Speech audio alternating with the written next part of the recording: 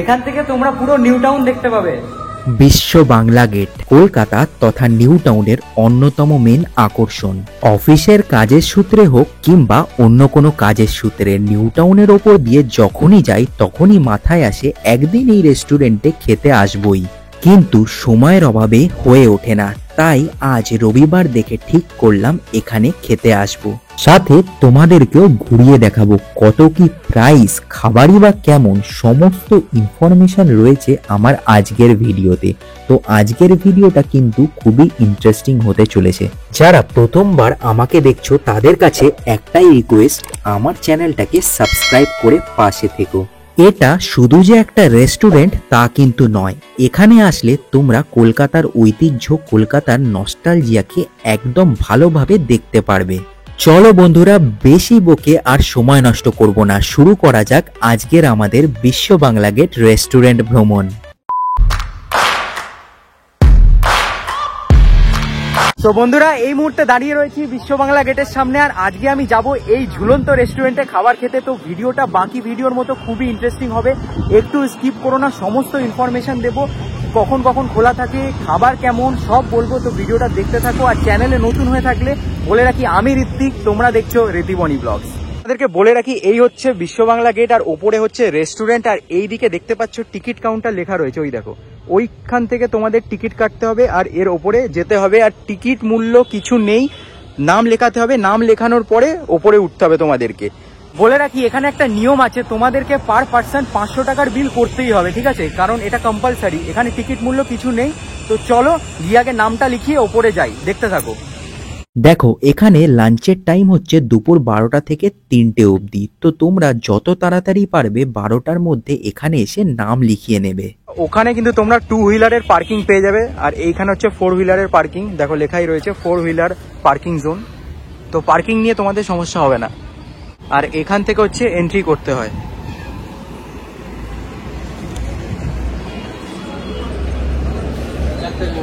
ব্যাগটা কোথায় জমা করতে হবে? টিকিট দেখিয়ে ব্যাগ জমা করে আমি লিফটের ভিতরে উঠে পড়লাম। জাস্ট তোমরা এখান থেকে ভিউটা দেখো, অসম্ভব সুন্দর লাগে লিফটের ভিতর থেকে পুরো নিউ টাউনকে। যেহেতু রবিবার ছিল, আমি আশা করেছিলাম হয়তো লোক হবে, কিন্তু এতটা লোক হবে আমি আশা করিনি।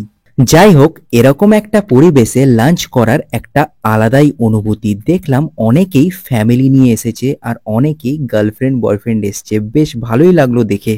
বলে রাখি, তোমাদের অনেকের ইচ্ছা থাকতে পারে এখানে ডিনার করার, সেই ক্ষেত্রে টাইমিংটা হচ্ছে 7টা থেকে 10টা। চলো তোমাদের একটু ঘুরিয়ে দেখাই। বলে রাখি, এটা কিন্তু ছবি তোলার জন্য একটা পারফেক্ট জায়গা। আর দেওয়ালের দিকে যদি তোমরা একটু চোখ রাখো, এখানে বাংলা তথা ভারতের সমস্ত লেজেন্ডদের দেখতে পাবে। সৌরভ গাঙ্গুলি থেকে শুরু করে সত্যজিৎ রায়, সৌমিত্র চট্টোপাধ্যায়, এছাড়াও তোমরা উত্তম কুমারের ছবিও এই দেওয়ালে কিন্তু দেখতে পাবে। 2017 সালে এই রেস্টুরেন্টের কাজ শুরু হয় এবং 2019 সালে এই রেস্টুরেন্ট জনসাধারণের জন্য খুলে দেওয়া হয়। এটা কলকাতার ঝুলন্ত রেস্টুরেন্ট নামেও পরিচিত। এই রেস্টুরেন্ট মাটি থেকে প্রায় 25 মিটার উঁচুতে অবস্থিত, পুরোটাই কাঁচ দিয়ে ঘেরা, দেখতে অপূর্ব লাগে। তাছাড়াও এখানে এরকম বসার জায়গা তোমরা পেয়ে যাবে, খাওয়ার পরে তোমরা চাইলে সময় কাটাতে পারো। এখান থেকে তোমরা পুরো নিউ টাউন দেখতে পাবে।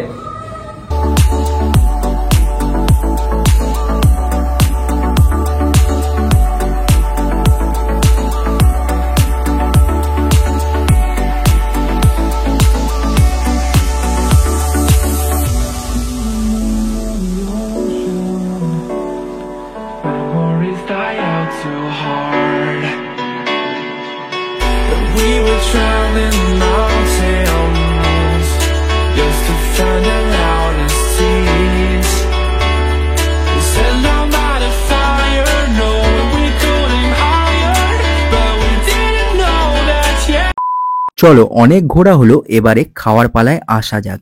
আমি অর্ডার করেছিলাম গন্ধরাজ ভাপা ভেটকি। এখানে আসলে গন্ধরাজ ভাপা ভেটকি অবশ্যই ট্রাই করো, কথা দিচ্ছি ভালো লাগবে। সাথে নিয়ে নিয়েছিলাম মাটন রোগান জুস আর স্টিম রাইস। আমার যেহেতু মাটন ভালো লাগে তাই আমি মাটনের ডিশ ট্রাই করেছিলাম, তোমরা চাইলে চিকেনেরও ডিশ নিতে পারো। দেখো আমি তোমাদের প্রথমেই একটা কথা বলে দিতে চাই, এখানে খাবার কিন্তু ভালোই এক্সপেন্সিভ। মেনু কার্ড দেখলে তা তোমরা বুঝতে পারবে। আমি মেনু কার্ড দিয়ে দিলাম, তোমরা তোমাদের সুবিধা মতো পজ করে দেখে নিও। দেখো এখানের আসল ব্যাপারটা হচ্ছে এরকম একটা পরিবেশে বসে খাওয়া।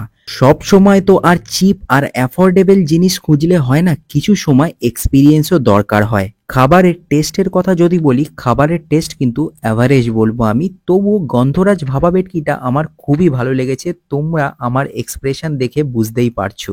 এর প্রাইস ছিল 449 টাকা, টোটাল 6 পিস তোমরা পেয়ে যাবে। মেন কোর্সের মধ্যে আমরা নিয়েছিলাম মাটন রোগান জুস, যেটা মোটামুটি লেগেছে, অ্যাভারেজ ছিল, খুব একটা আহামরি ছিল না, কিন্তু যেহেতু মাটন আমি ভালোবাসি তাই নিয়েছিলাম আর কি।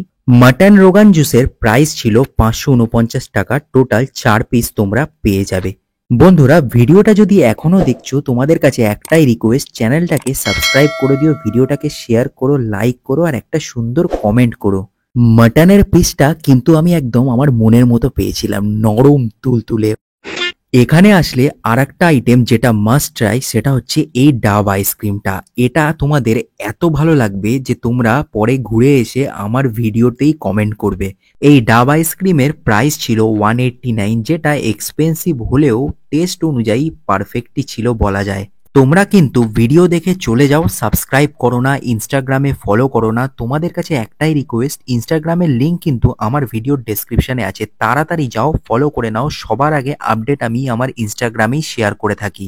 এই বিশ্ব বাংলা গেটে কিভাবে আসবে সেটা তো তোমাদের বলাই হয়নি। এখানে আসতে গেলে তুমি হাওড়ায় থাকো আর শিয়ালদায় থাকো, যেখানেই থাকো না কেন, নিউ টাউনে যে কোনো বাস ধরে নিতে হবে, ব্যাস, তাহলেই এখানে চলে আসতে পারবে। একটা সানডে এত সুন্দরভাবে কাটাতে পারবো তা আমি ভাবিনি, তো আমি চাই তোমরাও এখানে আসো আর পুরো নিউ টাউনকে উপর থেকে উপভোগ করো। তো বন্ধুরা এই মুহূর্তে ওপর থেকে খেয়ে বেরোলাম, খাবার কিন্তু আমার অ্যাভারেজ লেগেছে, আর মেন ব্যাপার হচ্ছে এক্সপিরিয়েন্সটাই সব। আর খাবার কিন্তু ভালোই এক্সপেন্সিভ, সস্তার মধ্যে কিছু নেই। তো 1500 টাকার কাছাকাছি বিল হয়ে গেছিল আমাদের। তো তোমরা এখানে আসতে পারো, ভালো লাগবে। আর যদি ভিডিওটা ভালো লাগছে তো চ্যানেলটাকে লাইক শেয়ার সাবস্ক্রাইব করতে হবে। দেখা হচ্ছে নতুন একটা ভিডিওর সাথে।